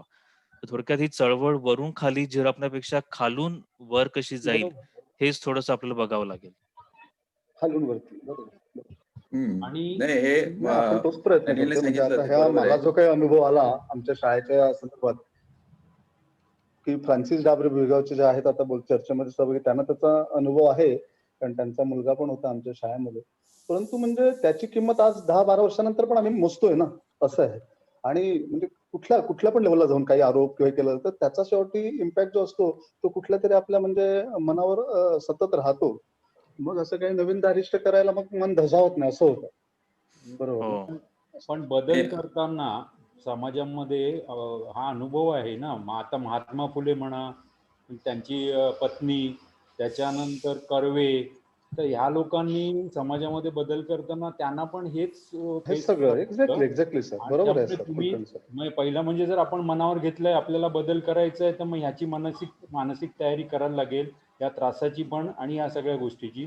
दुसरं एक आहे, तुम्ही कुठल्या म्हणजे बदलाचा वेग काय याचा जर विचार केला, आता महात्मा फुले किंवा ह्यांनी जो बदलाचा हे केला, तो बदल फार मोठा होता आणि वेग पण आहे. त्यामुळे त्यांना तेवढा रिएक्शन मोठी आली. बदलाचा वेग जेवढा संथ, बारीक, म्हणजे रोज स्क्रूचा एक एक आटा फक्त फिरवत गेलो की तो कळतही नाही. अशा प्रकारे जर बदल होत राहिला तर तुम्हाला एवढ्या रिएक्शन्स येत नाही. आता आपण विवेक विचार मंच आहे. विवेक आपण आपल्या रविवारी भेटतो, चर्चा करतो. समोर बोलताना, इतरांशी बोलताना आपले विचार आपण ते पसरवण्याचा प्रयत्न करतो. तर हा कसा आहे, आटा हळूहळू फिरवण्याचा प्रकार आहे. असा केला तर तुम्हाला आणि मला काही त्रास होणार नाही. पण आपण जेव्हा ओपनली डायरेक्ट एखादी गोष्ट करायला जातो, so reaction is bound to happen. पण गती खूप स्लो होते ना, असं तुम्ही म्हणता ना सर. त्याच्याने जो काय अभिप्रेत असलेला रिझल्ट आपल्याला मिळण्याकरता म्हणजे तो जो काय स्पॅन आहे ना, तो खूप मोठा वाढणार आहे ना. म्हणजे मी सांगतो ना की आता पुण्यामध्ये तर एवढे सक्सेसफुल या सगळे प्रयोग होतात. वसईत झाले का? नाही होत. म्हणजे आज काळाची गरज. मागे आपण जेव्हा नवीन शिक्षण धोरण आलं त्यावेळेस सुद्धा चर्चेमध्ये मी हे सांगितलं होतं थोडंसं, की जे 20-22 वर्षापूर्वी वसईत आम्ही प्रयत्न केला तेच आता नवीन शिक्षण धोरणामध्ये आलं. म्हणजे हा प्रकार आहे, पण त्यामध्ये जो एवढा मोठा स्पॅन आहे त्याच्यावर आपण सर्व्हाइव्ह तर व्हायला पाहिजे, टिकलो पाहिजेत ना असं. हे संजय, तू जर म्हणतो ना, तुमचा जो प्रयत्न होता तो प्रयत्न त्याचा काहीतरी इम्पॅक्ट राहिलाच, म्हणजे तो अयशस्वी झाला असं नाही. तो जो प्रयत्न आहे नाही तसं नाही म्हणत हा सर. काहीतरी पीस ठेवून जातो. आणि त्यामुळे महात्मा फुलेंनी त्यावेळेला जो प्रयत्न केला त्यामुळे आज स्त्रिया शिकतात किंवा आपल्या शिक्षणात जो बदल झालाय, सर्वदूर शिक्षण पसरलंय, ते महात्मा फुलेंनी त्यावेळेला केलेल्याच गोष्टीचा परिणाम आहे की नाही. त्यामुळे असं करत राहणं आणि हे त्यांनी आवश्यक त्याची आहे. किंमत मोजली नाही त्यावेळेला. हा, त्याची किंमत अर्थातच मोजावी लागते, परंतु ती किंमत जी आहे ती आपण आपल्यासाठी आणि आपल्या समाजासाठी देत असतो. आणि दुसरं काय असतं, ज्यांचं कौतुक मरणोत्तर केलं जातं, महात्मा फुल्यांचं कौतुक त्यांच्या मृत्यूनंतर व्हायला लागलं. आज आपण महात्मा फुलेंना महात्मा म्हणतो, परंतु त्यावेळेला त्यांचं जेव्हा भाषण होतं एका ठिकाणी, तेव्हा त्यांच्या गळ्यामध्ये हार घातला ना, त्याच्यामध्ये साप घातला होता म्हणे. म्हणजे हारामध्ये साप घालून तो हार त्यांच्या गळ्यात घातला होता. आणि त्यांचा एक अनुयायी त्यांनी सांगितलं की तुमच्या गळ्यामध्ये हार घातलाय, त्याच्यात साप आहे. तर तो त्यावेळेला फुले भाषण करताना काय म्हणाले माहितीये, म्हणे साप आहे ते मला माहिती आहे म्हणे, परंतु साप माणूस नाही आहे म्हणे, तो कारण नसताना चावत नाही. असं त्यावेळेला फुले म्हणाले. म्हणजे मी जे काम करतो ते बरोबर आहे आणि ते करतच राहणार मी, किती लोकांनी मला विरोध केला. आणि खरोखर त्यांनी तो विरोध सहन केला त्यावेळेला, म्हणून आज आपण त्यांना महात्मा म्हणतो. आणि अर्थातच त्यावेळेला सुद्धा असे लोक होते. फुलेंनी जे काम केलं ते एकट्याने नाही केलं, त्यांच्या बरोबर काम करणारे लोक देखील होते. त्यामुळे काही निराश होण्याचं कारण नाही की आपण असं ठरवलं बदल करायचा, आपल्याला जे पटतं ते, तर आपल्याला साथीदार मिळणार नाही तसं नाही. आपल्या बरोबर सुद्धा काम करणारे लोक येतील, परंतु बहुजन समाज जो आहे मोठ्या प्रमाणात तो विरोध करणार, कारण त्याचा बदलाला विरोध असतोच. आणि त्या विरोधाला खतपाणी घालणारे म्हणजे आपले जे राजकीय नेते किंवा आता जे पॉप्युलर नेते असतात ते कसे असतात की त्यांना जैसे ते परिस्थिती ठेवणं हे आवश्यक असतं, त्यांना ते पाहिजे असतं. म्हणजे ते फादर असो, पुरोहित असो, राजकीय नेते असो, ते आपल्या लोकांना जे पाहिजे तेच द्यायचा प्रयत्न करतात. ते सुधारणा करण्याचा प्रयत्न करतात, ते लोकांच्या विरोधातच असतात, परंतु ते नंतर आदरणीय ठरतात. मग ते येशू ख्रिस्त असो, गौतम बुद्ध असो किंवा महात्मा फुले असो, हे नंतर त्यांचं कौतुक केलं जातं. आणि आत्ताच्या घडीला जे पॉप्युलर असतात ते विसरले जातात. एकूण आता आपल्या चर्चेचा समारोप करूया आपण. आज आपण सुरुवात आपल्या डॅनियलच्या लेखापासून केली आणि शेवट आपल्या या विचारापर्यंत आपण पोहोचलो. की समाजामध्ये बदल करण्यासाठी आपल्याला खंबीर राहिलं पाहिजे आणि आपल्या विचाराच्या लोकांना एकत्र आणून विरोध सहन करून देखील आपले विचार मांडत राहिलं पाहिजे. Thank you very much. Thank you sir. Thank you. Thank you. Thank you everyone. चलो thank you everyone. Have a good day. Bye. Bye bye. पुन्हा भेटू पुढच्या रविवारी. Siddhesh, thank you. Yes, yes, sir.